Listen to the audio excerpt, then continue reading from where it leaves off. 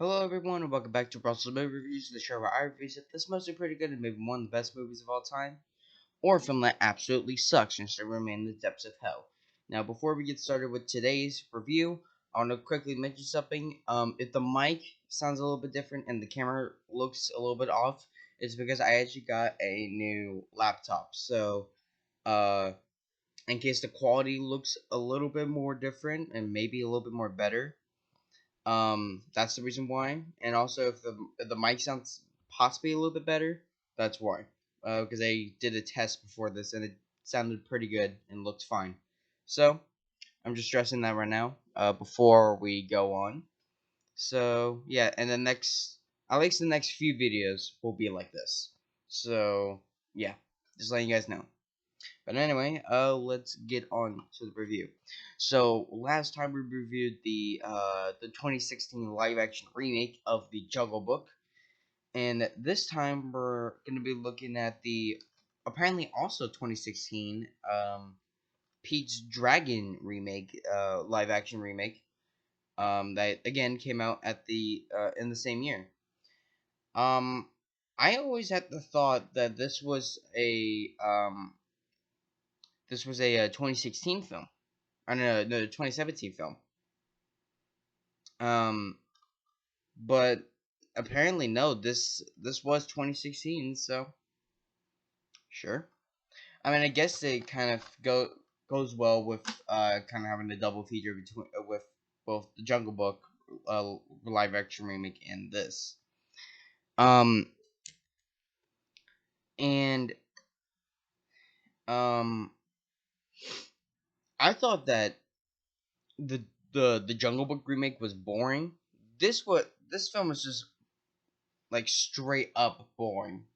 Like it's not even like it's like bad boring. It's almost Jaws 3D level boring. So, without further ado, let's get on to some some of the details. So this was released in on August 12th of 2016, which is we've already passed the 5-year anniversary of this film. So yeah. Um This movie was made on a budget of 65 million, so that's considerably less than the previous film, which made had a budget of 175 million. Domestically, it made only about over 76 million, and worldwide, it made over 143 million. So I guess you could say technically that this was a box office bomb, but worldwide, it did make double its budget back. So I mean, it's one of those situations again where it's like you look at it where it's like domestically, yeah, it barely made enough money to pass its budget, but nothing else. But worldwide, it made a lot of money. So can we consider it a flop? Um, I mean, I guess overall you kind of have to, but um, and this was directed by David Lowry, who before this I never really heard anything about. So when doing research about it, and then his name popped up, didn't really ring any bells to me. Um, and so yeah, so I'm gonna with this film than the Jungle Book remake. This actually has a lot of differences between this version and the original version that Disney made back in like the 70s or 80s, because I'll discuss this more later when we get because I actually do have a little bit of I do have a section later on where I'm going to be talking about some of the most notable differences. Um, but it is worth pointing out that um that the director for this film said in an interview that this film wasn't so much a remake, more it was a reimagining of the old book in of the 1977 original. Um, so it kind of felt more like when he was given the offer to direct this version, he kind of felt that like, well, let's not make it a straight remake. Let's make it more of a different version of the story, which I don't necessarily have a problem with. But when you kind of market yourself as a remake, and then certain points of the film are changed, that's gonna not settle right with audience members. Um, so yeah. Um, um, but yeah. But before we get on to those differences, let's talk about the plot. So, Mr. Mitcham, played by Robert Redford, is a woodcarver that delights local children with stories of a mysterious dragon that lives deep in the woods of the Pacific Northwest. His daughter Grace, played by Bryce Dallas Howard, uh, just believes that they're just stupid fairy tales until she meets Pete, played by Oaks Fegley, a 10-year-old boy, 10-year-old orphan who says he lives in the woods with a giant friendly dragon. With help from a young girl named Natalia, played by Anna Lawrence, Grace sets out to investigate if this fantastic claim can be true. Now, it's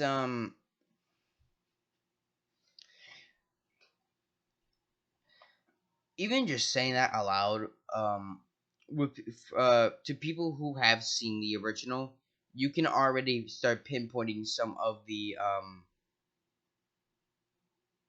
like the differences between this film and the original. Um, which I'm just gonna go over right now because I don't want to lose track of them. So the most noticeable difference between the two films for me at least is that in the original film Pete was a regular, uh, just a regular boy who lived with a whole bunch of rednecks. Then he decided to run away from that home and came across Lampy and I think it was Grace in the original. Um, and then but then he also in the original 77 version, he also has a pet dragon named. Uh, he also has a pet dragon, which is the same one as this film. So yeah, so Pete is in the 77 version. She is. I think he was an orphan, but when we first see him, he is a regular boy living with a bunch of rednecks and then escapes and lives with a nicer family. Um, while in this film, uh, Pete is basically just a younger Tarzan, where he just lives in the woods and doesn't really have a family. Um, and Pete, like I said in the original, he was the dragon in the original film was Pete's pet, so the title Pete's Dragon. But in this film, it kind of just, for me at least, it brings up kind of the fact of it kind of just seems like that, um,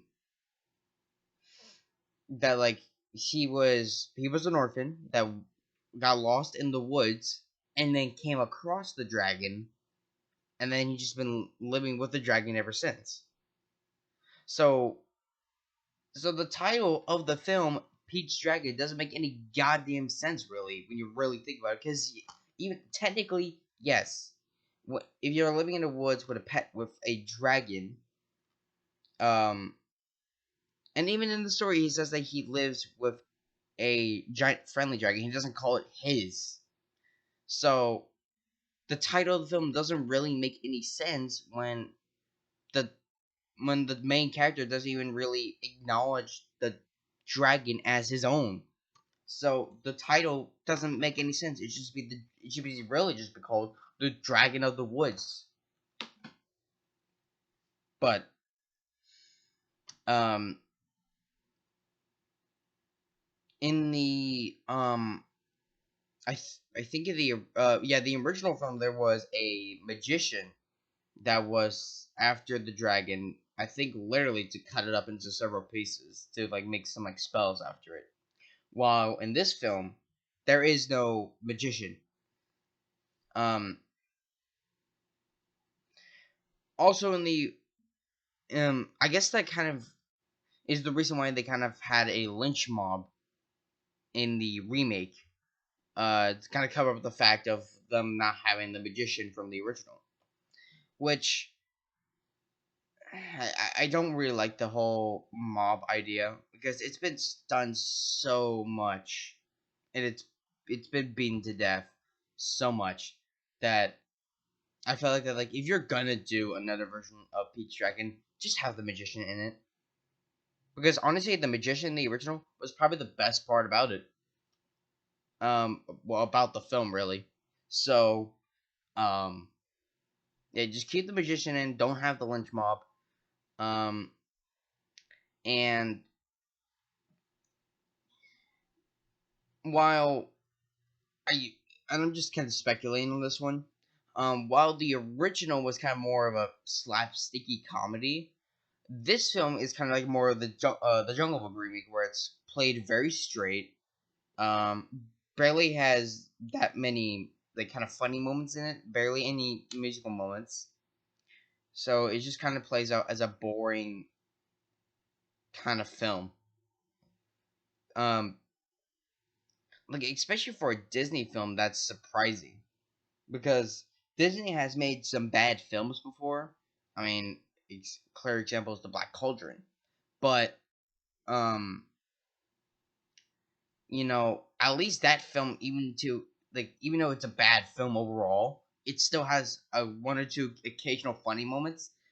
These two films are just kind of boring overall, and it's just kind of sad to kind of think that you know there could have been a lot more. You know, I'm not saying that the whole film should be funny, but have some funny moments in it. You know, like have some comedic moments to like lift up the mood a little bit at least. So the audience doesn't feel so bored after a while, which is what I feel like really most of the time whenever I watch um both of these films. Because before I actually really liked the Jungle Book remake, but then on my most recent viewing, it just kind of felt boring overall. This film, I've always came up with the mindset of like I never really liked it. I mean, it wasn't the fact that I never really liked it; it was just the fact that I just thought it was boring. Um, but now like I think it's still boring. But it's like kind of like one of those films that's like as you watch it more and more, your opinion of it slowly decreases over time, and that's why I'm like it's still kind of boring, but it's starting. I'm really starting to notice that this is just a bad film overall. Um, the characters aren't bad. Oaks Fegley as Pete does the best that he can with the material he's given, and he does all right. Um, uh, I guess fun fact about him and Ono Lawrence who plays Natalia. Um, Oaks Fegley did all of his own stunts for this film, which is surprising for because I don't know how old this actor was when they made this film. Um, but yeah, he looks like to be like a 10-year old, and to see him do all of his own stunts, that's surprising and actually commendable that he was actually able to do it. Um, um, and apparently both him and Anna Lawrence wore harnesses to prevent them from getting seriously hurt in some of the more kind of extreme stunt sequences. Um, which I mean, good job on Disney to make sure that their child actors are all okay. I mean, I'm not surprised because I've heard several stories about people in harnesses or wires say that doing them was very uncomfortable. Um, Especially with someone who wants to get into wants to try and attempt to get into the acting business and try out like a flying like an actual flying rig. I guess we'll see how my opinion is on that in about a few years. Um, but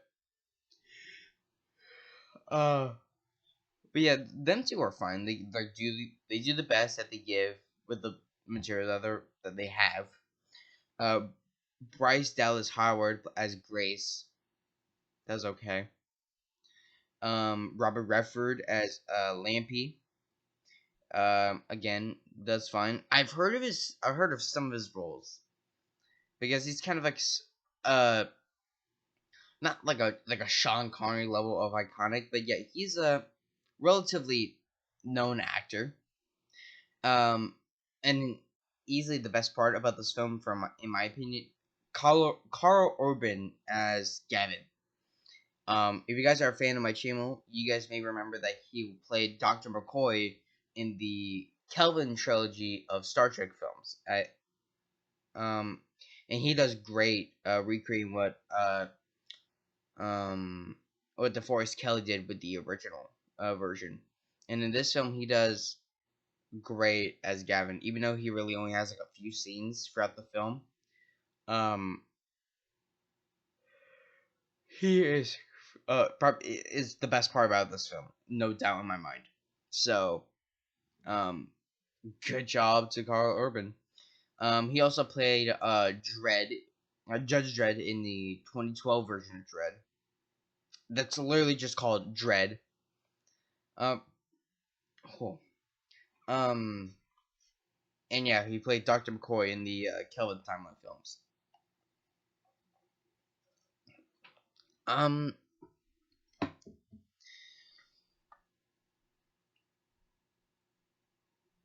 um, I'm really just trying to find other things to talk about because, like the Jungle Book review that I did last week, I'm just struggling to find things more to talk about this film because I don't want to don't want to make this video less than 20 minutes.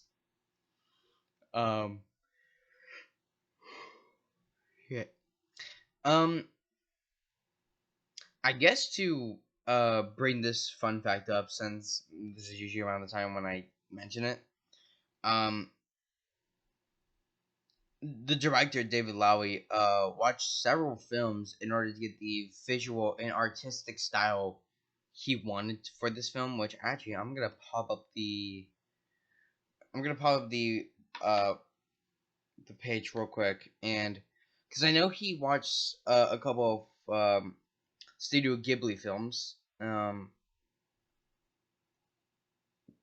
but I'm not exactly sure what else he saw to do it. So we'll find out soon enough. So I'm gonna make a quick cut right here, and we'll go and I'll talk about the rest.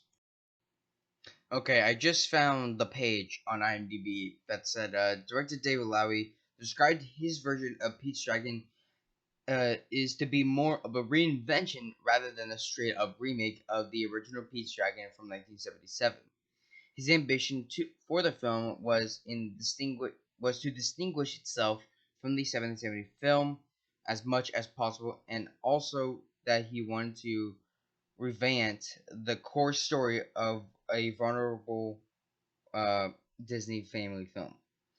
Lowry even watched the following films: Black Stallion from 1979, The Kingdom of Dreams and Madness from 2013. I think that was a Studio Ghibli film as well. My Neighbor Totoro from '88, Spirited Away from 2001, and The Witch from 2015 for artistic and visual inspiration. So, uh, both family films to like hard R movies, which is, I mean, good, I guess, for getting the style that you wanted, but really, you watched The Witch to get the style that you wanted for a Disney remake, which I believe The Witch is a horror movie. I think. Let me. Yep, I was right. I do remember this. So yeah, yeah. So The Witch is a 2015 horror drama film. I do actually remember this.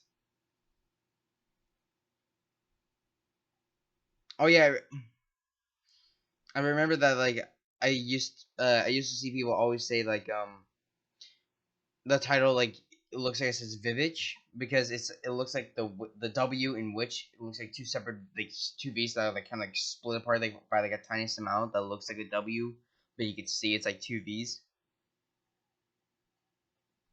Um, but anyways, I might talk about that in a future Halloween special. Maybe I'm not sure. Um, if you guys want me to talk about it, then leave it down in the comments down below. But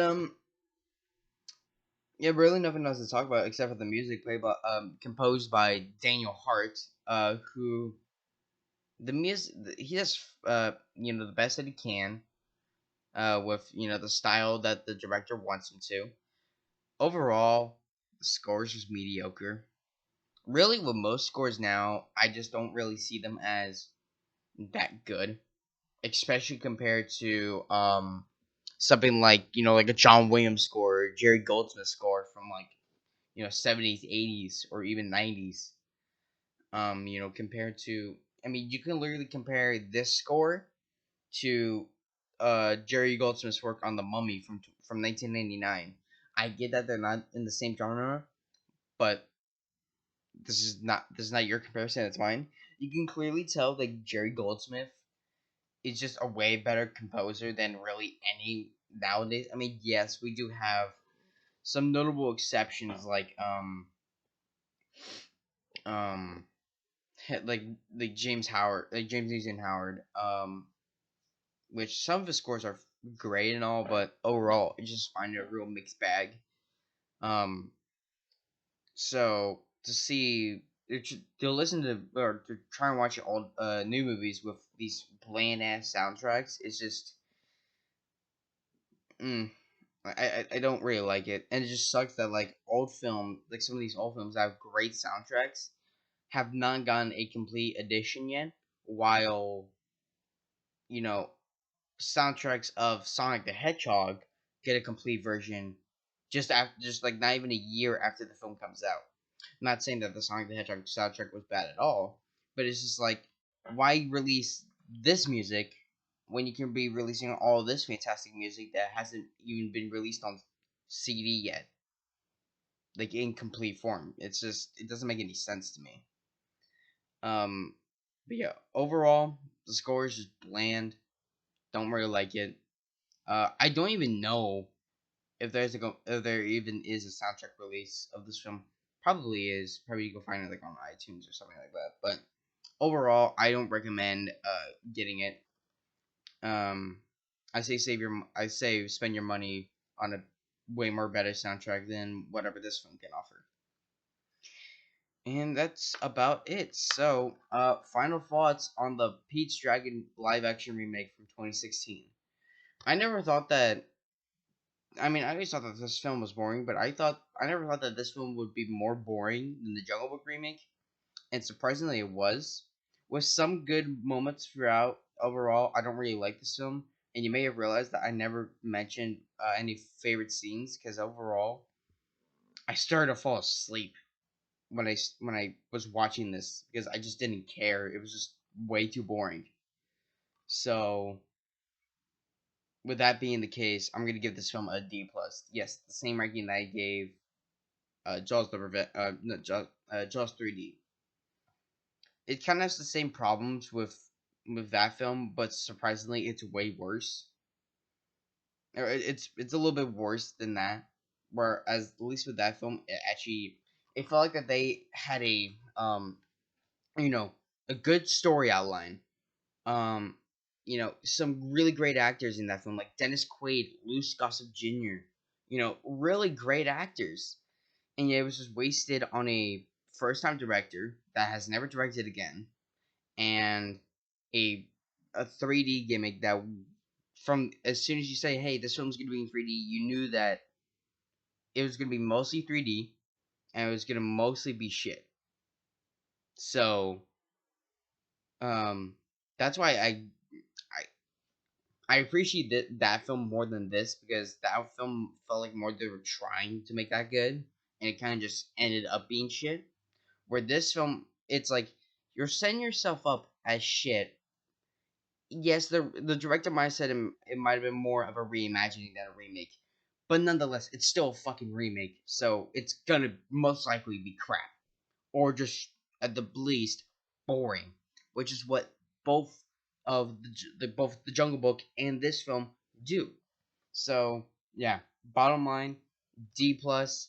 Don't really recommend it, but if you want to go out and watch it, go ahead. I don't really know. So that is the end for this video. You can stay tuned next week for the Christopher Robin review. You can click over here on my profile to go to my channel, or click down on my name down there. And you can make sure to also hit that subscribe button and hit that bell icon to get notified when future videos are coming out. And click over here to watch the the latest two videos. And yeah, so stay tuned for the Christopher Robin review. Live long and prosper. Out.